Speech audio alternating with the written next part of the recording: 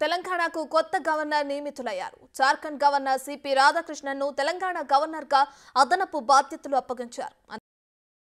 Lieutenant governor గాను పనిచేయనున్నారు.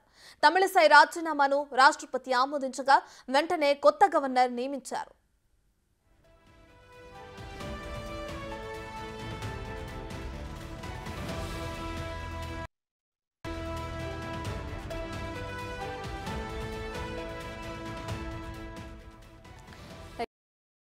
కొత్త governor నియమితులయ్యారు. జార్ఖండ్ గవర్నర్ సిపి రాధాకృష్ణన్ను తెలంగాణ గవర్నర్గా అదనపు బాధ్యతలు అప్పగించారు. అంతేకాకుండా పుదుచ్చేరి లెఫ్టినెంట్ గవర్నర్ గాను పనిచేయనున్నారు.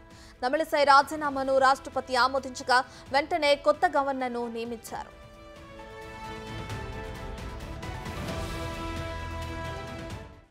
ఇదే అంశానికి సంబంధించి మరింత సమాచారాన్ని మా ప్రతినిధి నగేష్ అందిస్తారు. సో నగేష్, అటు తమిళిసై రాజీనామాని మనం చూస్తున్న ఇప్పుడు తెలంగాణకు కొత్తగా జార్ఖండ్ గవర్నర్ సిపి రాధాకృష్ణన్ను నియమించినట్లు కూడా తెలుస్తుంది. దీనికి సంబంధించిన అప్డేట్స్ ఏంటి? ఎలక్షన్ కోడ్ అమల్లో ఉన్న నేపథ్యంలో కొత్త గవర్నర్ నియామకం జరగాలి.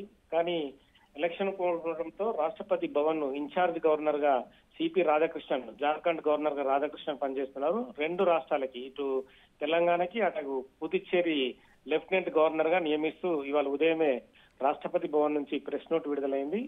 ఈ 3 నెలలు అప్ టు జూన్ 6 వరకు సిపి రాధాకృష్ణన్ తెలంగాణ గవర్నర్ గా అదనపు బాధ్యతలు నిర్వహించమని చెప్పి ఆర్డర్స్ పాస్ చేసింది. సిపి రాధాకృష్ణన్ ఇవాళ రేపు హైదరాబాద్ కు వచ్చి రాజ్భవన్ లో బాధ్యతలు స్వీకరించే అవకాశం కనిపిస్తుంది.